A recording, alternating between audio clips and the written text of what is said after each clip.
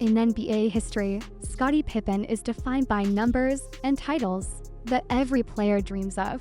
6 NBA championships with the Chicago Bulls, 7 selections as an NBA All-Star, 7 times named to the NBA All-Defensive First Team, 3 appearances on an All-NBA team, and 2 Olympic gold medals, with Team USA in lineups considered among the greatest in basketball history, including the legendary 1990 Dream Team. He stands as one of the rare players in history capable of guarding every position, handling the ball like a point guard, passing like a true floor general, and scoring precisely when his team needed it most.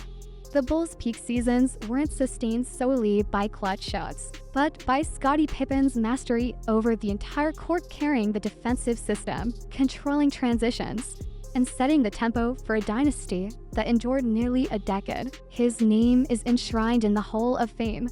His jersey hangs retired forever. His stat sheet overflows with milestones that history has no choice but to honor. Without Scottie Pippen, the Chicago Bulls never could have risen to become an empire.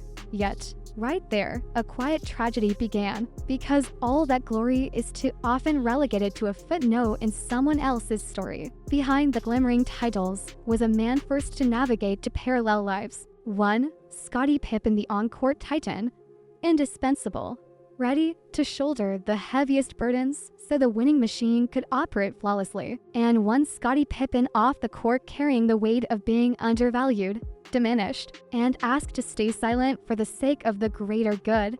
He endured unfair contracts to support family burdens, endured being capped off the floor during decisive moments, endured history passing by his name without pausing. Scottie Pippen's resilience wasn't in the dunks or the clutch shots, but in his ability to rise every time, even while sacrificing so others could shine, in still showing up night after night with a hurting body and bruised ego, in choosing to live both lives simultaneously without letting himself collapse. Scottie Pippen survived the NBA, survived its harshest seasons. But what haunts most is the question lingering in the air. Can he survive the story history has told and continues to tell about his life? If you want to dive deeper into a story that's never been fully told, hit subscribe and drop a like to join us on this journey.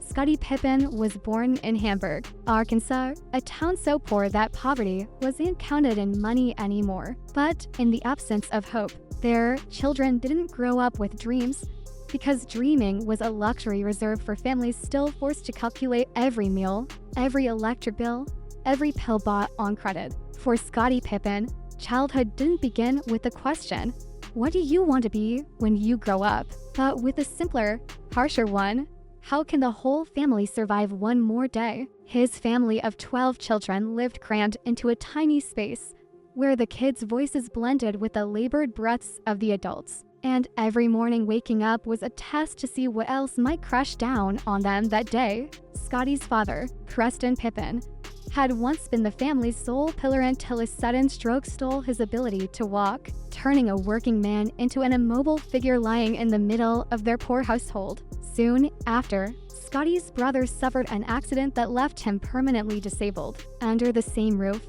two men who had once been the main supports now lay helpless before fate. The burden then fell on the mother and the children, who hadn't even learned what childhood truly was. Scottie grew up surrounded by sounds no child should ever hear. Day and night, the steady, cold hiss of a breathing machine, the relentless ticking of a clock running parallel to medical bills that might never be paid. And above all, the heavy silence of adults, or silence born from the helplessness of no longer being able to shield their children from poverty and sickness. No one in the family had the time to teach Scottie to dream, or to fight back, or to demand anything for himself. The only things he learned naturally and harshly were how to endure, how to yield, and how to keep moving forward when there was nothing left to hope for. Scottie's childhood contained no carefree afternoons or long summer days. It was shaped by responsibility arriving too soon, by the constant awareness that if he didn't push through, the entire family would crumble again. He learned to notice the pain of others before recognizing his own, learned to step aside so the weaker ones took priority, learned that the world owed him no explanation. In that environment, basketball didn't appear as a saving dream, it was a faint escape, a fragile chance to break free from the cycle of poverty.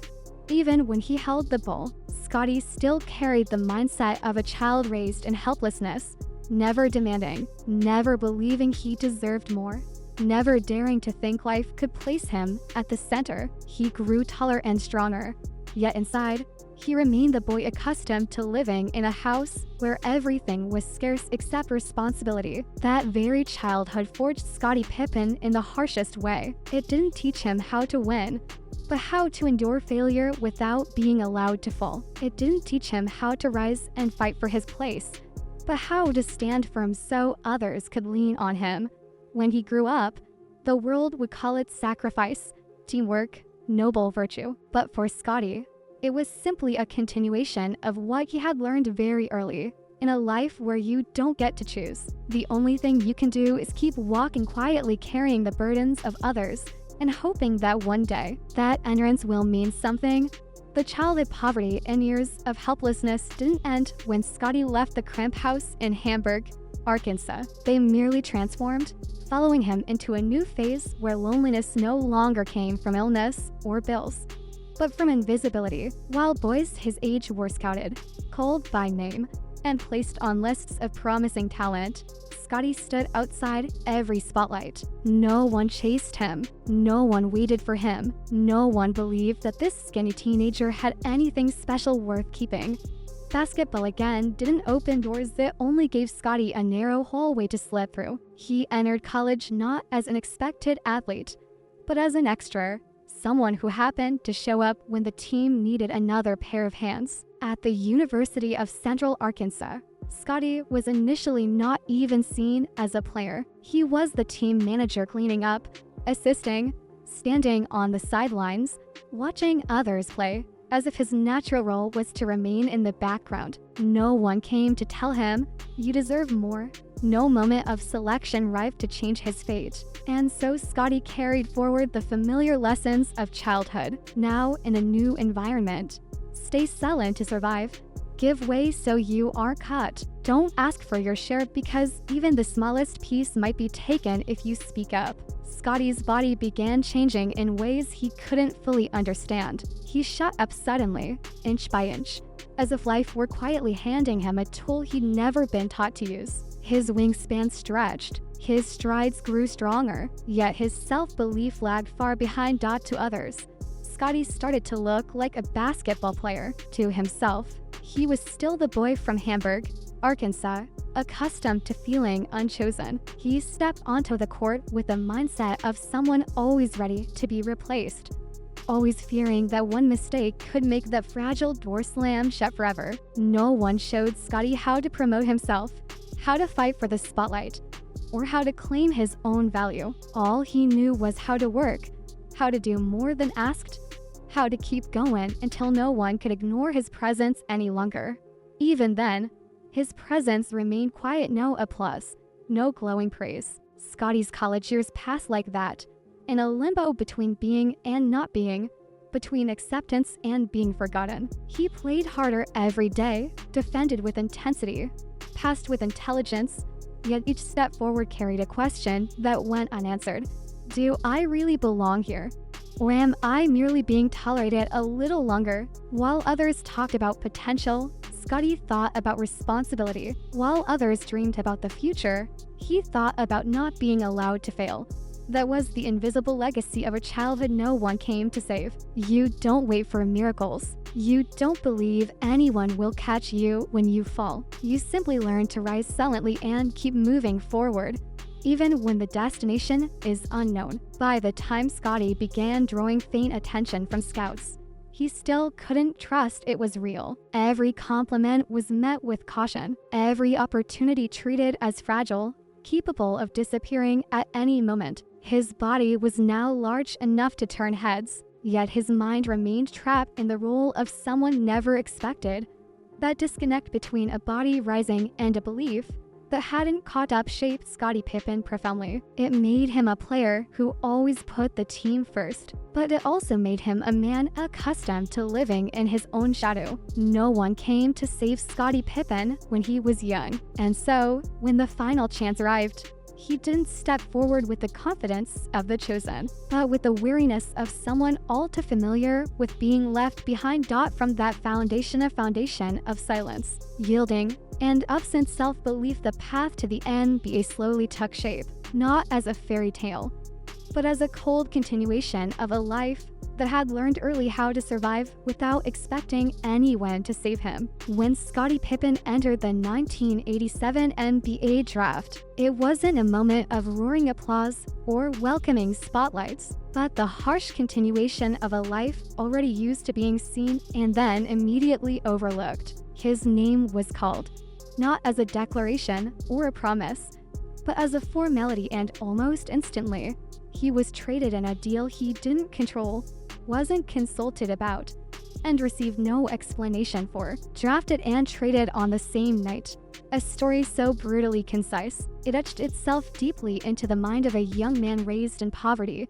Even at the highest level, you can still be treated like movable merchandise. No welcoming ceremony, no celebratory press conference, no one saying, "We believe in you." Scottie entered the NBA carrying a small suitcase, and the familiar feeling that he was standing in the wrong place, that this space wasn't meant for people like him, people who didn't know how to demand, negotiate, or place themselves at the center of the story. The Chicago Bulls didn't greet Scottie with dreams of a rising star. They had a very specific, very pragmatic need. They didn't need more spotlight. They needed someone willing to do the work no one else wanted. On a team being built around one name, already destined to become the universe's center, Scottie immediately understood his role. He wasn't there to make a personal mark. He wasn't there to tell his own story. He was there to fill gaps, patch cracks, and shoulder the silent tasks that kept the system running smoothly. For Scottie Pippen, the NBA didn't open like a dazzling stage, it opened like a massive factory, where each person was valued by their ability to serve the winning machine. And Scottie, carrying the legacy of a childhood no one came to save, quickly learned to adapt. Stay silent, observe, work harder than required. Don't complain. He walked into the Bulls locker room aware that he wasn't allowed to disrupt the established order, that his existence was tolerated only when it made others shine brighter. No one said it aloud, but it was present in every glance, every instruction, every assigned role. Scottie didn't resist because resistance had never been the language life taught him. He remembered his years in Hamburg, Arkansas, where pushing back didn't fill the dinner table, where silence was the only way to keep the family standing. And so, in the NBA, he continued doing what he did best. Being traded on draft night wasn't just a transaction, it was the league's first message. He didn't belong anywhere long enough to be called chosen. He existed to meet others' needs, to be moved when necessary, to adapt to a system he didn't create. The Chicago Bulls saw in Scottie something valuable but difficult to market: the willingness to sacrifice, not the kind celebrated on front pages, but the quiet, prolonged, slowly eroding kind. They needed someone who ran tirelessly so others could rest, someone who defended the toughest positions so others could focus on scoring, someone willing to be secondary so the main story remained clear. Scottie understood that faster than anyone, because life had prepared him for this lesson from very early on.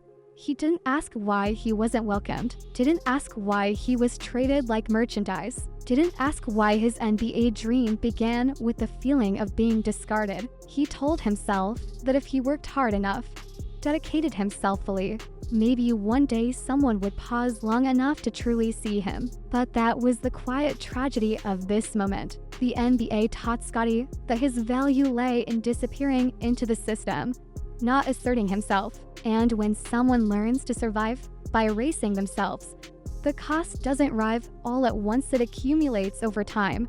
The 1987 draft wasn't the start of a dream. It was the marker of a rule that would follow Scottie throughout his career. Chosen to sacrifice, used to keep everything from collapsing, then step over when the story needed a different face at the center. The moment he stepped into the NBA without a real welcome, Scottie Pippen didn't know he was entering a dynasty destined to make history, while also stepping into a life where his presence would always be seen as necessary, but rarely indispensable. He entered his early years with the Chicago Bulls like an apprentice in a system with a set order, where every movement served a single purpose, winning exactly as it had been predefined.